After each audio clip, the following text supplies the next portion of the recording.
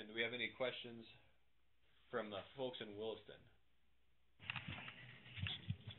How does a woman earn the right to build an earth lodge? That's another terrific question. You guys are impressing me. Everybody is really impressive today. But how would they earn that right? What they would have probably done is they would have purchased that right from somebody that would already had it. So say an older lady in the village, one of her rights was how to build an earth lodge. Well, you would have made a deal with her. Say it might be 40 buffalo hides and a bunch of corn and this nice shirt. I'll give you this. You teach me how to build the earth lodge, then you'd have that knowledge how to build the earth lodge. And that's kind of how they, and they would pass it down from mother to daughter. But they would have definitely paid for that right, kind of maybe like a retirement plan, you know. You would have hung on to that right. You would have not only had the right to build earth lodges, but there would have been the right to make pottery, the right to make baskets, the right to make flint. Yeah, all that stuff would have came with rights, and that's one of the ways the society worked. There are certain people that had the right to do that. You went to that person. You might go to a different person for your pottery. So, terrific. Another question. Could people walk on the roof of the earth lodge? People could walk on the roof of the earth lodge, and not only could they, but they did a lot. If you were to ever look at the top of the earth lodge, if you ever to work at an earth lodge, right there we have a picture of it up. That would be where they would sit up there. The men would sit there and tell stories and look over the village, look over the plains for enemies that may be attacking. So yes, they would have sat up there for sure. Terrific question.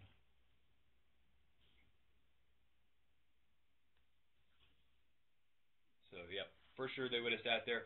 And that would have been another reason why they would have put the bull boats on top. Not only would they sat there, but I've even read stories where they had pet dogs in the villages, and puppies would have been up there. And the bull boat on top of the roof would have kept a little puppy from wandering into the smoke hole and dropping into a fire, which would have been a surprising thing if you were sitting around eating supper. So. All right, we have Topeka, Kansas. Any questions from the group at Topeka? Yeah. Yes, we have a couple. Go ahead with the first one. Right. Keep your voice. How long were men out hunting? They could be out hunting for a couple weeks, or they could go out hunting for months at a time. They would go far distances from here. You can imagine, if you know where North Dakota is, they would maybe even travel way into almost western Montana to hunt. So they would be gone for months at a time. And not on some, it wouldn't maybe even be the men, but they'd bring women with and children with on these longer hunting parties. Perfect. Another question from people? Yeah? What would they do for fun as a tribe? What would they do for fun? That was a good question as well. They would have had lots of different activities that they would have done for fun. And usually it would have been more like the men would have done this for fun, the boys, the girls, and the women would have done these things for fun. But they all, would have been something a little bit different.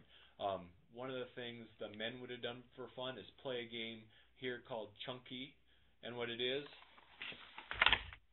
they would have had a stick like this, the same as kind of like the hoop and stick. But they would have had, instead of they would have had a small stone like this that they would have rolled on the ground and tried to get it right through the middle of this little hole. So that was called Chunky. It's a game that there's actually a painter who visited here has a picture of two men playing Chunky. The women would have played games. One game that they would have played here in the villages, they would have played a game called Shinny, they would have called it. It's kind of like a hockey game. You see this curved stick? They would have had a ball, 2 goals, and they would have played a game like this. This is a common game throughout American Indian tribes. They would have played it all over the place. Some would have played with men, some would have played with women. Sometimes a field would be a quarter mile long, and you had had 50 men playing this game or women playing this game, so that was the game they would have played. And then of course we talked about the dolls the girls would have played with, and just a variety of games the boys would have played. Yep, hacky sack. A lot of the games that they would have played are games that are familiar to us today. So that's kind of the thing. One thing I always talk about with these games, and if you ever come to Knife River Indian Villages, you might get an opportunity to play some of these games, but nobody has ever played any of these games and doesn't think they're fun. They're all fun. And that's one thing we can relate to. So it doesn't matter if it's 2010 or if it's 1745. What's fun then is still what's fun today. So that's kind of thing that never changes over time usually. What's fun is usually fun.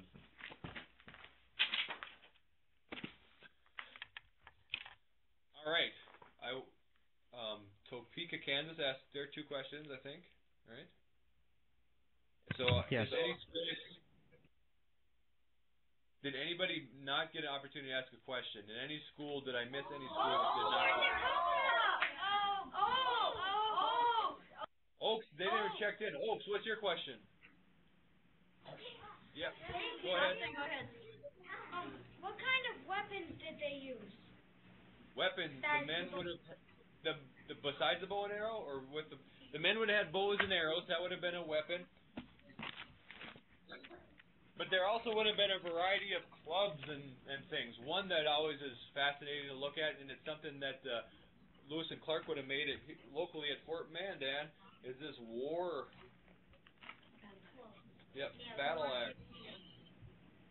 Battle axe. You guys see that? Kind of hard to zoom in, but yeah, battle axe. So they would have had a variety of different weapons like that. One more question from you guys. Sam. If somebody stole their horse, would they get it back or get a new horse? That's a good question as well. I think they would make every effort possible to get their horse back. Yeah, because that would look good for them if they could go to the enemy and get their horse back. Might not always be the case, but they could definitely do that. Okay, there's one more school out there we didn't get a chance to talk to yet. Holy Family. Holy Family. All right, Holy Family. What's your question? How long was the lifespan? How long was the lifespan for the women? The lifespan for the women, depending on what time period we're talking about. Some would live to be old ladies, of course. One, if you ever come here, we talk a lot about a lady named Buffalo Bird Woman. She lived well into her 80s and 90s, but typically a lot of times maybe 40s, 50s could have been expected life expectancy. Just all depended on, but definitely shorter than it is today. Another question from Holy Family? Do you have a sample for what their clothes looks like? Do we have any clothing here?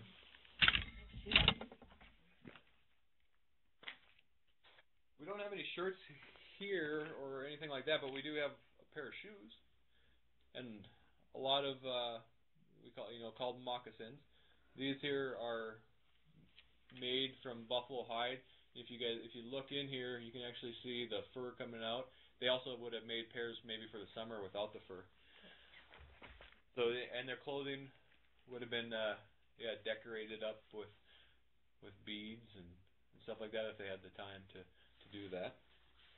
So thank you, Holy Family. Okay, we had anybody else out there?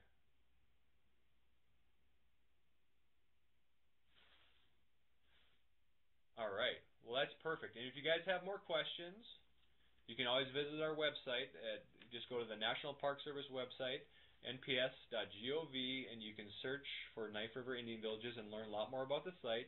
You can surely always stop here in the Earth Lodges. And for teachers, if you ever want to contact us again through this distance learning, feel free. You can just contact Knife River or North Dakota EduTech, and there's many possibilities here at Knife River. This is our first broadcast, so it's really been terrific with all you folks. Kind of a big group, but I think it went well. I hope everybody had a good time and was excited to see the inside of the Earth Lodge, and hopefully everybody learned something today about the Hadassahs. will get you, pique your interest. You'll either come visit us or visit our website or just learn more about us in the future. So with that, I don't know.